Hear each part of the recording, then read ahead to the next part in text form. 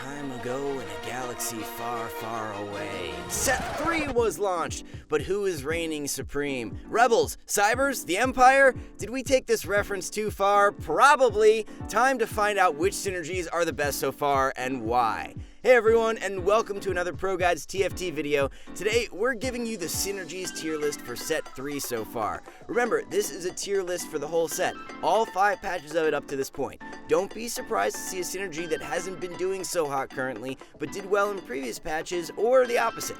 Our tier list is based on synergies and champions we see consistently on top 4 comps.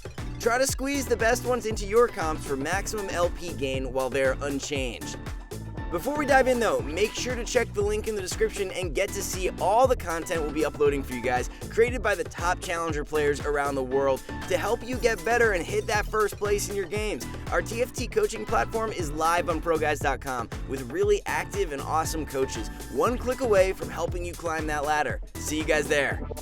S tier. Our S tier includes synergies that will be very familiar, as you see them in most comps that manage to top 4 and often top the whole lobby. First up, we have Blasters. Blasters are one of the most versatile classes in the game, and the on-hit effect activation on their extra auto attacks makes them a terror at all times during the game. All champions with the class, Jinx, Lucian, Graves, and Ezreal see play in different comps as well. While 4 Blasters has recently taken a hit and is considered to be less desirable, the class has been amazingly consistent and definitely takes the top spot in our S tier. Next up, you guessed it, Brawlers. This is largely due to the absolute consistency that the Brawler Blaster comp brings to the players who field it. It is by far the most consistent comp across all levels. All Brawler units see play, even as synergy bots, looking at you Malphite, across different comps as well, like Void, Brawler Blasters, Kale, Cybers, and more. Their excellent inherent tankiness and useful skills make them useful additions to any comp, especially in the early and mid, giving your carries more time to dish out their damage. Following right in their heels are Cybers. While 6 Cybers has taken a dip in 10.10, they're still one of the most consistent origins in the game. The 3 Cybers start, especially with red buff on Lucian, is the strongest in the game, with the cybernetic champion seeing play in other comps too, especially Vi and Aurelia. Aurelia herself is one of the strongest and most desirable carries in the game, making a strong case for Cybers taking a spot in the S tier. Using the bronze cybernetic trait has been seen in Kale comps too when Aurelia is itemized.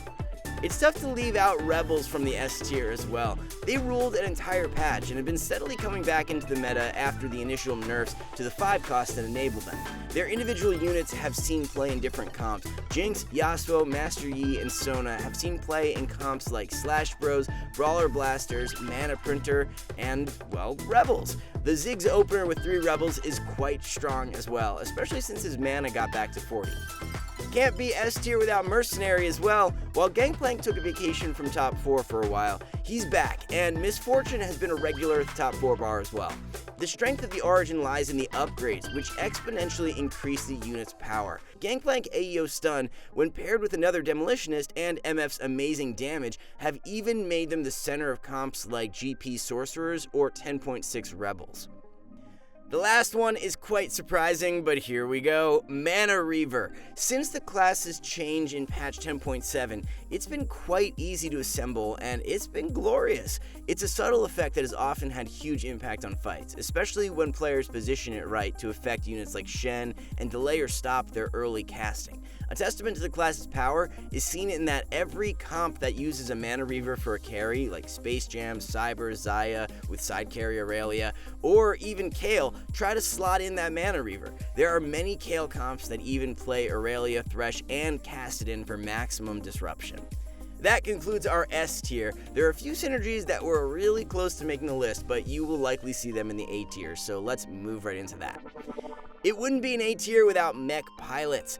They have been taking hit after hit, but the Garen mech is still standing tall.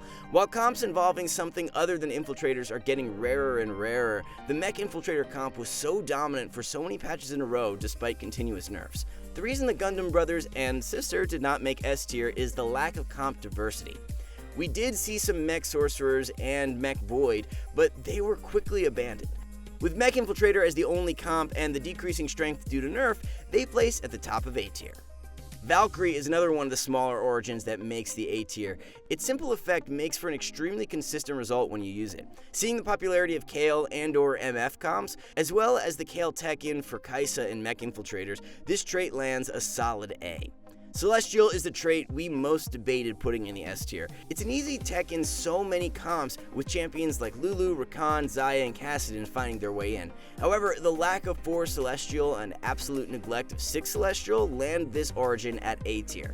Not to be underestimated, however, as it is part of most comps that make top 4, especially those that use mostly physical damage and look for a way to sustain.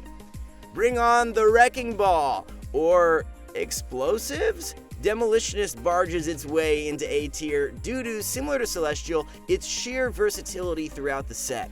Besides the Zig/Rumble and GP combo that has been seen throughout the set and is even slotted in Brawler Blasters now with great success, the Demolitionist Spatula has made this trait extremely desirable. Making Kai'Sa, MF, and other AoE units a Demolitionist is a massive power spike, leading this class to a clear place among the rest of the A tiers.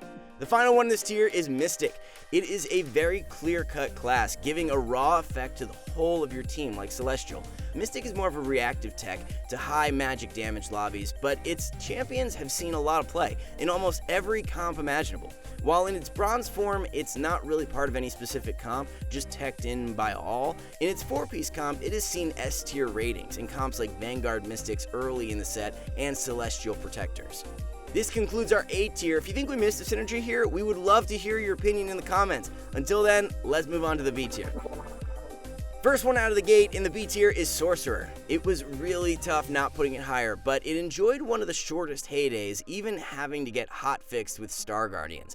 It was also arguably Syndra alone who was too strong, not the class itself. In the Candyland comp, Poppy was the problem, with TF following close behind. The ups and downs of this synergy is what lands it at this spot, although there are even now strong comps built around it, like GP Gone Boom! Yeah, that's the name of the comp. It still is a versatile trait in its bronze trait, with slotting 2 sorcerers to get that spell power being a popular tactic in comps that can afford it, like Mech Infiltrator. It can also be used to put a bit more power into your early game transitional comp, so make sure you don't underestimate them. Following up is BladeMaster.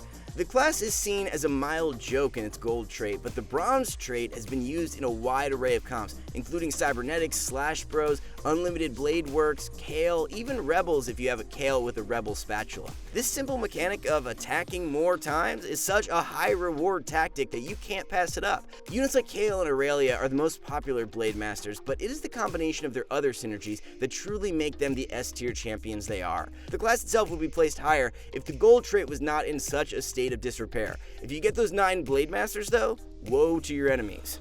Dark Star is part of the B team too. Its champions have seen play across many comps due to their multitude and wide array of classes. Lux in Mech Infiltrator, Karma in any comp that uses Mystic, Xerath in Sorcerers, Mordekaiser in Vanguards, and let's not forget the men themselves, Shaco and Jhin. However, besides a brief period of being the best, Dark Stars have not really taken off when put in comps that actually use the origin. The bronze trait is and has been quite weak for the entirety of the set, with the gold one taking repeated nerfs until it landed itself solidly in the B tier. With some adjustments, we expect Dark Star to rise again, perhaps finding a more consistent way into the top 4. Sniper is also here. The 3 long-range champions have been one of the most solid and steady traits this set. They have never really been particularly amazing, being part of solid comps with the exception of 6 Dark Star in patch 10.8. Vanguard snipers, Protector snipers, and even Space Jam snipers are solid comps that make good use of Jhin and company. However, they do not have the sheer consistency of other synergies, or even the impact completing other synergies bring to the table. The Void lands with both feet in the B tier, although Vel'Koz has none. Continued experimentation with Void comps, bringing comps like K6 to the fore, has raised the stocks of our favorite monsters. As individual champions, they have all been part of multiple S-tier comps, with the Origin itself being an S-tier comp when Mana Printer was still prevalent. The comp enjoys a solid top 4 rate, and should continue to do so, if not improve. Infiltrators tried to sneak into the A tier, but lack of comp diversity stopped them. Other than Mech Infiltrators, the units barely see play, at least as carries. Shaco saw a brief heyday with Dark Star, but his nerfs stopped that. Kai'Sa is mostly used as a synergy bot for Valkyrie, for Kayle or MF, and Echo is great because of Cybernetics. Overall, the class is solid, but it has some issues working itself into more comps, unless a spatula is made. Finally, for the B tier, Vanguard squeezed in. It has not been the most popular synergy and rarely sees its gold trait get a top 4 anymore, besides Vanguard snipers. However, we elected to put it in the B tier because of the usefulness of the Origin in the early and mid game. Vanguards are amazing item carriers, making use of their tankiness to deal decent amounts of damage with units like Jace and Wukong. Poppy was a terror in the last patch as well, and Leona is part of Cybernetics, perhaps the steadiest comp in the game. So their champions are not without merit, and the Origin is very useful up to the point you hit your preferred comp. Hence the B tier rating, and thank you Jace in particular for the sheer satisfaction of seeing you bringing the hammer down. This concludes our B tier, and so let's move on to the poor souls who got a C. Protectors is here, and if you said that in 10.6 or 10.7, you would have been laughed out of the building. However, with the advent of comps that contest their units and the burst damage comps or items, the Celestial Protectors comp is in dire straits right now. As a trait, they've seen a few S-tier comps, like Unlimited Blade Works, but the Protector synergy is more incidental, due to needing Jarvan for attack speed and Rakan for Celestial and CC. If you want consistency, going all in on Protectors is probably not the play and hasn't been for a while. Space Pirates are down here too, although they tried to make a case for B tier using all the gold they generate in the early game. The fact that the gold trait is such a low win rate lands them with a C. The mere fact that you have to get a gangplank early to try and then have to be strong enough to kill enough units to get some items is too hard. The only shining light in Space Pirates is Graves, the best early game unit, but this is a tier list for Synergies. Sorry Graves. Chrono's late rush decency, even the silver trait seeing play with Kale, was not enough to make it higher. The absolute uselessness of the gold trait and spending 2/3 of the set being unused until its rework is not enough to be placed higher. However, a couple of honorable mentions of Chrono units like Shen, Wukong, and Thresh should be made, as they are quite strong. Shen being an S tier unit, for example, countering so many comps right now. Poor Star Guardians could not gain Elo. The problem with our lovely E-girls is that they lack any punch without about 500 mana items. They are not a good choice of top 4, and outside their short-lived time of glory, they do not do so well. Another problem is that the Star Guardian synergy is not really teched into any comps, except incidentally like Protector. It's not something you really chase after, especially in its bronze trait. Starship could not be like his mercenary buddies. Poor Aurelion only had 2 weeks of fame, then despite repeated buffs to the class and the champion, he remains subpar. Rebels are good, but people have been moving away from really itemizing Aurelion for a while now, or even focusing him as the carry. Okay, we got them all. Remember, this is based on available data and the experience of our top players right now. A tier list is a guide for prioritizing comps. It doesn't mean that you shouldn't play Space Pirates if you have a Darius 3-star and you get a GP when you hit level 7. So go out there and climb that ladder. As always, we love your feedback and continue to bear it in mind when creating our videos. So hit us in the comments with your thoughts about our ratings. We really like interacting with our audience and hearing your opinions, and we will see you guys in the next video.